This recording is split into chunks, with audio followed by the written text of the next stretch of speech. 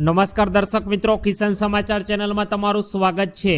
જાણીએ આજના સૌથી મોટા સમાચાર। ગુજરાતમાં ચોમાસાની વિદાય પહેલા વાવાઝોડાનો મોટો ખતરો। ગુજરાત રાજ્યમાં ખાડાથી કંટાળેલા લોકોની વેદના। મોદીજી પાસે કેટલી સંપત્તિ છે જાણીશું આ વિડીયોમાં। ગુજરાતમાં મળશે 500 રૂપિયામાં એલપીજી ગેસ સિલિન્ડર। ખેડૂતોની આવક વધારવા માટે નવી યોજના।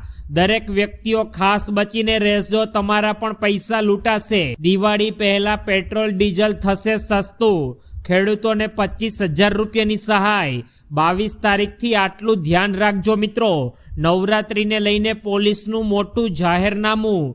અમીરોની લોન માફ પણ ખેડૂતોની કેમ નહીં? અને ખેડૂતોને મળશે વાર્ષિક 3,000 રૂપિયાનું પેન્શન।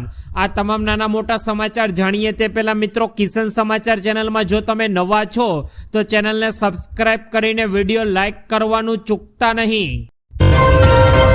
આજના સૌથી મોટા સમાચાર। ગુજરાત રાજ્યમાં ચોમાસાની વિદાય પહેલા વાવાઝોડાનો મોટો ખતરો। મિત્રો, ગુજરાત રાજ્યમાં છેલ્લા થોડા દિવસથી વરસાદે વિરામ લીધો છે, પરંતુ ફરી એકવાર ગુજરાતમાં વરસાદ જોર પકડવાનો છે, કારણ કે અત્યારે હવામાન નિષ્ણાત દ્વારા અત્યારે ફરી એકવાર ગુજરાતમાં વાવાઝોડાનો ખતરો વ્યક્ત કરવામાં આવ્યો છે। આ સાથે જ વિશ્વ હવામાન સંગઠનના અંદાજ મુજબ ડિસેમ્બર મહિના સુધીમાં લા ઇલાની સક્રિય સ્થિતિને કારણે ઓક્ટોબર મહિનામાં બંગાળની ખાડીમાં ભયંકર વાવાઝોડા આવવાની જોખમ અત્યારે વધી ગયું છે। લા નીલાની પશ્ચિમ પ્રશાંત મહાસાગરમાં ચક્રવાતોની શક્તિઓને આવૃત્તિ વધારે છે, જેના પરિણામે અત્યારે ગુજરાતમાં નવરાત્રી દરમિયાન ગુજરાતમાં વાતાવરણમાં ભારે પલટો આવશે। અને આ દરમિયાન અત્યારે બીજા નોરતાથી લઈને દશેરા સુધી ગુજરાતના વિવિધ જિલ્લાઓમાં વરસાદ જોવા મળશે। તો અત્યારે વરસાદ ગુજરાતમાં નવરાત્રીનો તહેવાર બગાડી શકે તેવી આગાહી હવામાન વિભાગ દ્વારા વ્યક્ત કરવામાં આવી છે। ત્યારબાદના બીજા મોટા સમાચાર। ગુજરાત રાજ્યમાં ખાડાથી કંટાળેલા લોકોની વેદના। મિત્રો, તમે સાંભળો। રાજકોટના રાજમાર્ગો પર ખાડાઓને કારણે રોજ અકસ્માતો થઈ રહ્યા છે, અને વરસાદ દરમિયાન આ ખાડાઓ અત્યારે વધી ગયા છે। ખાડાના સમારકામ મામલે મનપાના શાસકોએ મોટી અને ખોટી વાતો કરી ઊંચા આવતા નથી, અને બીજી તરફ જનતાનો રોષ પણ હવે અત્યારે દિન પ્રતિદિન ઉગ્ર થતો જાય છે, કારણ કે સરકાર દ્વારા એક તરફ તો હેલ્મેટનો કાયદો ફરજિયાત કરવામાં આવે છે, પરંતુ બીજી તરફ રોડ રસ્તાઓનું કામ તેનામાં આવતું હોવાથી હજુ પણ તે પૂર્ણ કરવામાં આવ્યું નથી। અગાઉ ખાડામાં ભાજપના ઝંડા અને આગેવાનોના ફોટા મૂકીને ત્રંબા પાસે કોંગ્રેસ અને ગ્રામ્યજનોએ ઉગ્ર વિરોધ કર્યો હતો। બાદમાં આજે 150 ફીટ રિંગ રોડ ઉપર આવેલ બાલાજી વિસ્તારમાં અત્યારે રોડ પર પડેલા ખાડાઓને જોઈને લોકોએ ચક્કાજામ કરીને સરકાર સામે વિરોધ પ્રદર્શન નોંધાવ્યું હતું। ત્યારબાદના ખૂબ જ ઉપયોગી પૂર્ણ સમાચાર। મિત્રો, આજે આપણે જાણીશું મોદીજી પાસે કેટલી છે સંપત્તિ। ઘણીવાર મિત્રો તમને પણ એવો સવાલ થતો હશે કે પીએમ નરેન્દ્ર મોદી પાસે કેટલી બધી સંપત્તિ હશે। તો આજે આપણે જાણીશું કે વાસ્તવિકતા કંઈક અલગ જ છે। સત્તાવાર દસ્તાવેજો અનુસાર જોવા જઈએ તો નરેન્દ્ર મોદીનો પગાર અત્યારે આપણે જાણીશું, જેમાં તેઓનો પીએમ તરીકેનો મૂળભૂત પગાર 50,000 રૂપિયા પ્રતિ મહિનાનો છે, જ્યારે આબકારી ભથ્થું 3,000 રૂપિયા પ્રતિ મહિને તેઓને મળે છે। દૈનિક ભથ્થું 62,000 પ્રતિ મહિને અને મત ક્ષેત્ર ભથ્થું 45,000 રૂપિયા પ્રતિ મહિને પીએમ નરેન્દ્ર મોદીને મળે છે। વર્ષ 2024ની લોકસભાની ચૂંટણી દરમિયાન દાખલ થયેલા એક સોગંદનામા મુજબ પીએમ નરેન્દ્ર મોદી પાસે કુલ સંપત્તિ 3,02 લાખ રૂપિયા જાહેર કરવામાં આવી છે। આનાથી પણ મિત્રો રસપ્રદ વાત તો એ છે કે તે સમયે તેઓની પાસે માત્ર 52,920 રૂપિયા જ રોકડા હતા। અન્ય ઘણા અગ્રણી નેતાઓની તુલનામાં અત્યારે જોવા જઈએ તો પીએમ નરેન્દ્ર મોદી પાસે સાવ ઓછી સંપત્તિ કહી શકાય। ત્યારબાદના ખૂબ જ ઉપયોગી પૂર્ણ સમાચાર। ગુજરાતમાં હવે મળશે 500 રૂપિયામાં એલપીજી ગેસ સિલિન્ડર।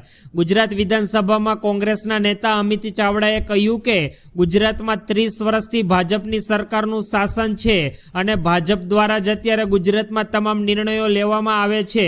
તો ભાજપ શાસિત અન્ય રાજ્ય સરકારમાં જો 500 રૂપિયામાં એલપીજી ગેસ સિલિન્ડર આપવામાં આવતો હોય તો ગુજરાતમાં પણ અત્યારે જનતાને 500 રૂપિયામાં એલપીજી ગેસ સિલિન્ડર આપવામાં આવે? આ સવાલનો જવાબ ભૂપેન્દ્ર પટેલ સરકારમાં મંત્રી ભીખુસિંહ પરમારે જણાવ્યું કે અત્યારે 500 રૂપિયામાં એલપીજી ગેસ સિલિન્ડર સરકાર દ્વારા આપવા માટે આવનારા સમયમાં વિચારણા કરવામાં આવશે. તો મિત્રો, શું તમે પણ ઈચ્છો છો કે આવનારા સમયમાં ગુજરાતમાં 500 રૂપિયામાં એલપીજી ગેસ સિલિન્ડર મળે? તે નીચે કમેન્ટમાં તમે જણાવશો. ત્યારબાદના મહત્વપૂર્ણ સમાચાર, ખેડૂતોની આવક વધારવા માટે નવી યોજના. ગુજરાત સરકાર દ્વારા અત્યારે ખેડૂતોની જીવન ધોરણ અને તેઓની આવક વધારવા માટે અત્યારે ખાસ પહેલ ઉપર કામ કરવામાં આવી રહ્યું છે. મિત્રો, સરકાર દ્વારા અત્યારે એવા મોડેલ પર કામ કરવામાં આવી રહ્યું છે જેનાથી ખેડૂતોને તેમનો પાક સીધા ગ્રાહકોને વેચી શકે, જેનાથી વચેટિયાઓની ભૂમિકા સાવ ઓછી થઈ શકે. કૃષિ મંત્રી શિવરાજસિંહ ચૌહાણે આ જાણકારી આપી. પીટીઆઈના સમાચાર અનુસાર જો વાત કરીએ તો તેમણે ગયા રવિવારે પૂસામાં લગભગ 400 ખેડૂતો સાથે આ મામલે વાતચીત કરી લીધી છે અને તેઓએ ફાર્મ ટુ કન્ઝ્યુમરનો નારો આપ્યો છે.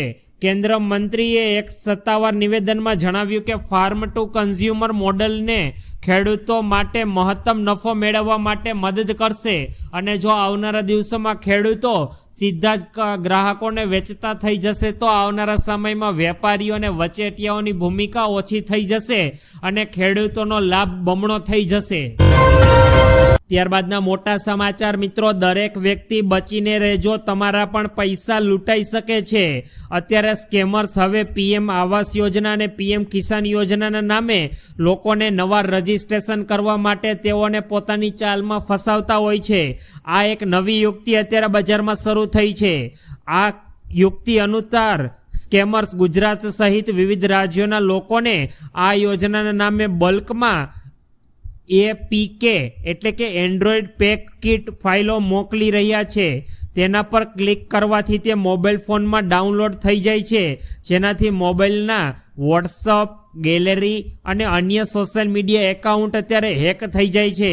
જો મિત્રો આવા તમને પણ કોઈ પણ પ્રકારના પીએમ આવાસ યોજના કે કોઈ પણ સરકારી સ્કીમ વિશેની કોઈ પણ મેસેજ આવે તો તે મેસેજને તમે ખોલશો નહીં, કારણ કે તેનાથી સ્કેમર્સ દ્વારા તમારા ફોનનો સંપૂર્ણ એક્સેસ તેની પાસે જતો રહેશે અને આવનારા દિવસોમાં તમારા પણ પૈસા લૂંટાવાની સંભાવના વધી શકે તેમ છે. ત્યારબાદના મોટા સમાચાર, દિવાળી પહેલા પેટ્રોલ ડીઝલ થશે સસ્તું.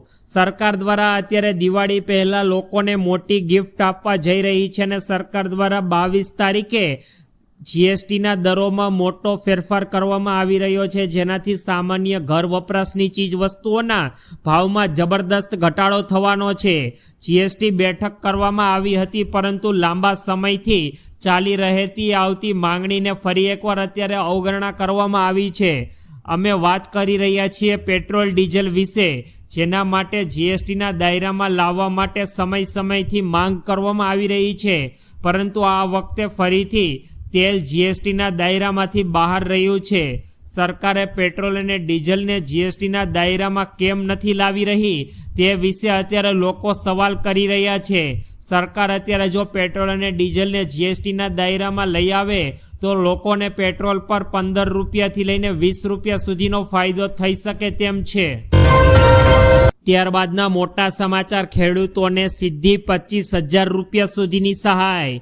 ગુજરાત રાજ્ય સરકાર દ્વારા ખેડૂતોને પૂર, દુષ્કાળ, અતિવૃષ્ટિ જેવી કુદરતી આફતોમાંથી રાહત આપવા માટે સરકાર દ્વારા ઓગસ્ટ 2020ના રોજ ગુજરાત સરકાર દ્વારા મુખ્યમંત્રી કિસાન સહાય યોજના શરૂ કરવામાં આવી હતી. ગુજરાતમાં કિસાન સહાય યોજના અંતર્ગત રાજ્ય સરકાર દ્વારા મિત્રો ખેડૂતોને મહત્તમ 4 હેક્ટર માટે કૃષિ પેદાશના નુકસાનમાં 33% લઈને 60% સુધીનું વળતર આપવામાં આવશે. કુદરતી આફતોને કારણે થતા નુકસાનના કિસ્સામાં ખેડૂતોને 20,000 રૂપિયા સુધીની સહાય સરકાર ચૂકવશે.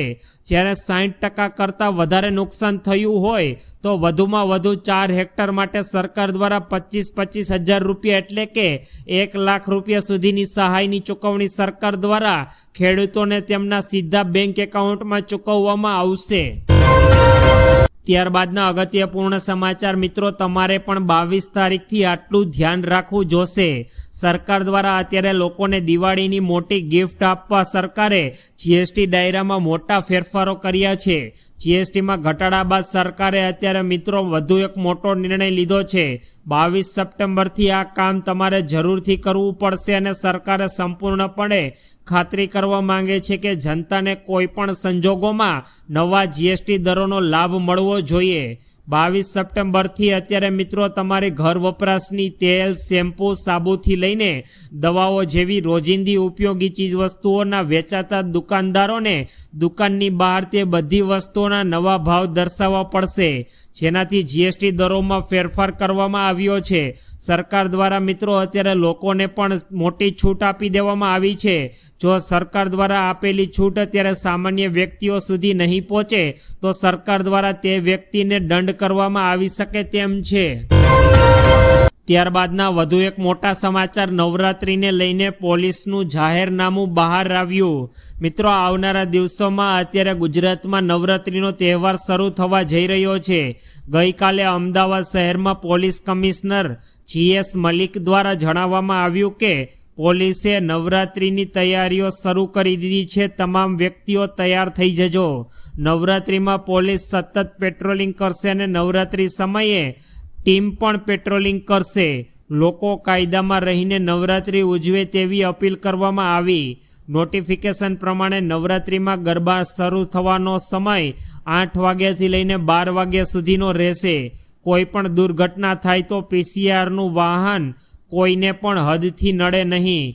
પહેલા હદની સમસ્યાને કારણે કોઈ પ્રતિસાદ મળતો નહોતો, પરંતુ ટ્રાફિક નિવારણ માટે વધારાનો બંદોબસ્ત પણ ગોઠવવામાં આવશે તથા SG હાઈવે અને સિંધુ ભવન રોડ પર કડક બંદોબસ્ત ગોઠવવામાં આવશે.